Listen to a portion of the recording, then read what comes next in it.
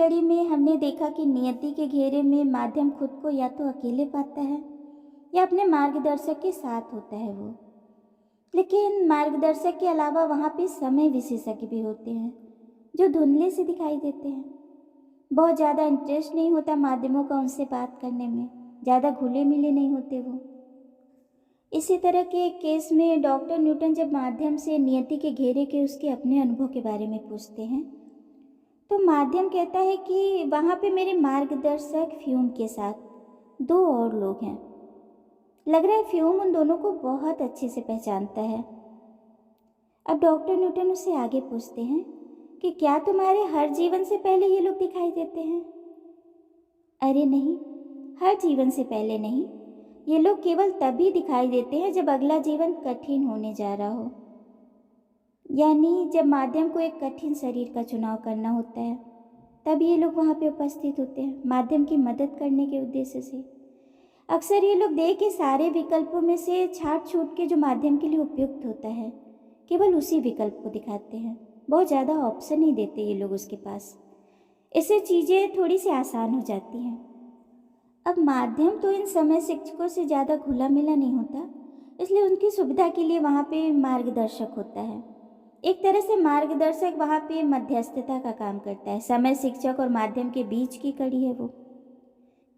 यानी समय शिक्षक माध्यम से डायरेक्ट बात नहीं करता, बल्कि वो मार्गदर्शक के साथ सलाह मशविरा करता है। फिर मार्गदर्शक आत्मा की मदद करते हैं उसके अगले जीवन के चुनाव में। अब इस माध्यम के जीवन चयन के घेरे में जो दो समय शिक्षक आए हैं उनके मार्गदर्शक फ्यूम के साथ, उनमें से एक पुरुषोचित गुणों का प्रतीत हो रहा है और दूसरा नारी सुलभ गुणों का। यानी पहले वाले का व्यवहार कठोर है, वो माध्यम के लिए एक सर्वोत्तम शरीर की तरफ ज़्यादा जोर दे रहा है जो उसके लिए सबसे ज़्यादा उपयोगी होगा। अब उपयोगी है वो शरीर तो आसान तो नहीं होगा वो जीवन, लेकिन अनुभव बहुत प्रदान करेगा। उस जीवन में माध्यम को सीखने को बहुत कुछ मिलेगा और उसकी यही सीख भविष्य के जीवनों में काम आएगी। लेकिन ये जीवन बहुत कठिन हो सकता है। अब जो दूसरी शिक्षक है वो थोड़ी सी कोमल है, नारी हृदय की तरह। उनके व्यवहार में थोड़ा सा लचीलापन है। वो चाहती हैं कि माध्यम ऐसे शरीर को चुने जो उसके लिए आनंददायक भी हो सीख के साथ साथ। उन्हें लगता है कि अभी बहुत समय है इसके पास सीखने के लिए। एक तरह से वो चाहती हैं कि धीरे धीरे लोड बढ़ाया जाए उसके ऊपर। बहुत समय है, सीख जाएगा। जल्दी सिखाने के चक्कर में कहीं उसका जीवन बोझिल न हो जाए। अब देखें तो एक तरह से ये संतुलन स्थापित करना चाहती हैं कि आनंद और खुशी के साथ थोड़ा बहुत सीख जाएगा ही। भले तरक्की थोड़ी धीमी होगी, समय लगेगा, पर समय के साथ धीरे धीरे चीज़ें ठीक हो जाएंगी। अब इस तरह का वार्तालाप इनके दोनों समय शिक्षक आपस में कर रहे हैं। दो शरीर है, दोनों में से किसी एक को तो वरीयता से रखना ही होगा। शिक्षक जिसे माध्यम के लिए उपयुक्त समझेंगे उसे एक प्रतिरूप देंगे कि इस शरीर में ये गुण हैं, इस तरह की कमियां हैं, इस शरीर से एक आत्मा क्या क्या लेसन सीख पाएगी। ये सारा कुछ आत्मा को बताया जाता है। अब आप कहेंगे कि इसमें आत्मा का चुनाव कैसे हुआ, सारा तो गुरुजनों ने ही डिसाइड कर दिया। नहीं, ऐसा नहीं है। अंतिम निर्णय तो आत्मा का ही होगा। गुरुजन तो बस मदद कर रहे हैं, उस देह का पूरा विश्लेषण कर रहे हैं आत्मा के अकॉर्डिंग, क्योंकि गुरुजनों को आत्मा का भी नेचर पता है और वो किस तरह के शरीर को झेल पाएगा ये भी वो बखूबी जानते हैं। इसलिए वो हमें बस राय देते हैं कि देखो इन दोनों में से तुम्हारे लिए ये बेटर रहेगा और फला शरीर में इस तरह की दिक्कत आ सकती है, तो वो हमारे लिए सबसे बेस्ट शरीर चुनकर लाते हैं। जितने भी ऑप्शन दिए गए होते हैं एक आत्मा को उनमें से। तो देखें तो एक तरह से ये भी एक सहयोगी है ना, वरना हम गलत शरीर भी चुन सकते हैं अपने लिए। पर अब भी वही है कि अंतिम निर्णय तो आत्मा का ही होता है। वो तो बस हमें सफल देखना चाहते हैं। यहाँ भी यही हो रहा है। एक कठोर हृदय की आत्मा और एक कोमल हृदय की, दोनों आपस में सलाह मशविरा कर रहे हैं ताकि एक संतुलित जीवन का चुनाव हो सके, जिसमें सीख भी हो, कठोरता भी हो, कोमलता भी हो, आनंद भी हो, सबका मिला जुला रूप हो।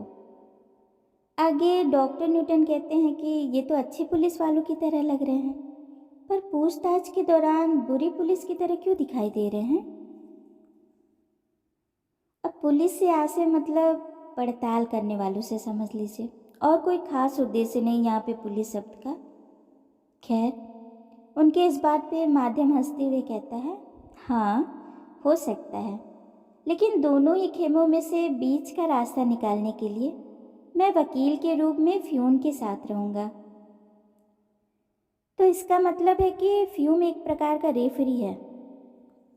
इस पे माध्यम कहता है कि नहीं, ऐसा नहीं है, लेकिन जब मैं अपने चुनाव के बारे में विचार करूँगा उस समय उसका रुख ना तो बहुत विनम्र होगा और ना ही बहुत कठोर। मुझे ये पहले ही बता दिया गया है कि शरीर का चुनाव केवल मुझे ही करना है, क्योंकि मैं उसके साथ रहने जा रहा हूँ। यानी अंतिम निर्णय पूरी तरह से माध्यम का होगा। शिक्षक केवल अपनी राय दे सकते हैं, जीवन की कठिनाइयों को, उसकी उपयोगिताओं को समझा सकते हैं, पर आखिरी निर्णय माध्यम को ही लेना होगा, क्योंकि उस जीवन को जीने तो वही जा रहा है ना, झेलना तो उसे ही पड़ेगा। माध्यम आगे बताते हैं कि अपने पिछले जीवन में वो एक स्त्री थे जो अपने विवाह के 2 वर्षों में ही मर जाते हैं, क्योंकि उनके पति को अपने पिछले कार्मिक अकाउंट की वजह से किसी अपने को खोने का दर्द अनुभव करना था, जिसे वो बहुत प्रेम करते हों। अब देखिए, पिछले जीवन के चुनाव के समय जब ये आत्मा नियति के घेरे में गई थी, तो इसने देखा कि टेक्सास के उस जीवन में मृत्यु के 3 चुनाव थे इनके पास। एक तो 2 लोग शराब पी के आपस में गोलाबारी करें और एक गोली गलती से इन्हें आकर लग जाए, जिसकी वजह से इनकी मृत्यु तुरंत हो सकती थी। और दूसरा ऑप्शन था कि घोड़े से गिरकर इनकी मृत्यु हो, लेकिन इस कंडीशन में ये तुरंत नहीं मरेंगी, बल्कि धीरे धीरे इनकी मृत्यु होगी। जैसे घोड़े से गिरकर इन्हें काफ़ी चोटें आए और कई दिनों तक अस्पताल में रहें ये, और इलाज के दौरान इनकी मृत्यु हो। और जो तीसरा ऑप्शन था इनके पास कि ये नदी में डूब कर मर सकती थी, यानी उस जीवन में इनका कम उम्र में मरना फिक्स था।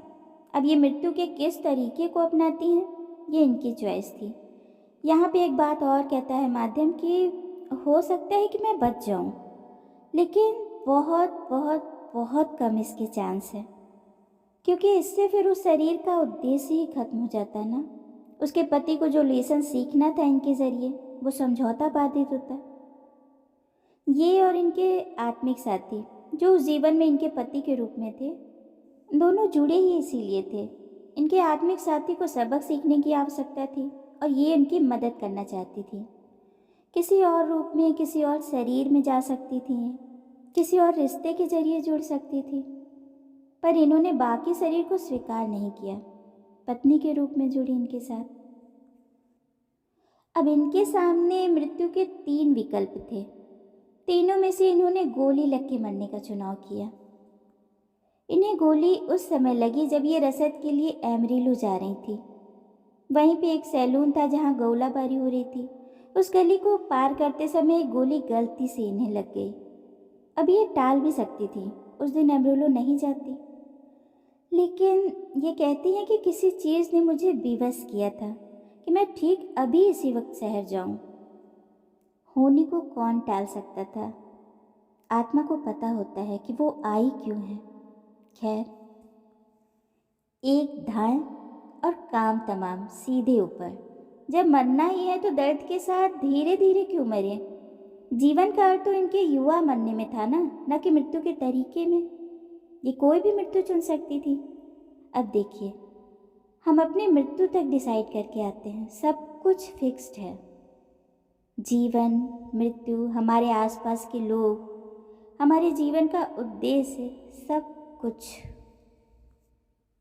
खैर, अब समय रेखाएं क्या हैं, इसे हम अगली कड़ी में जानेंगे।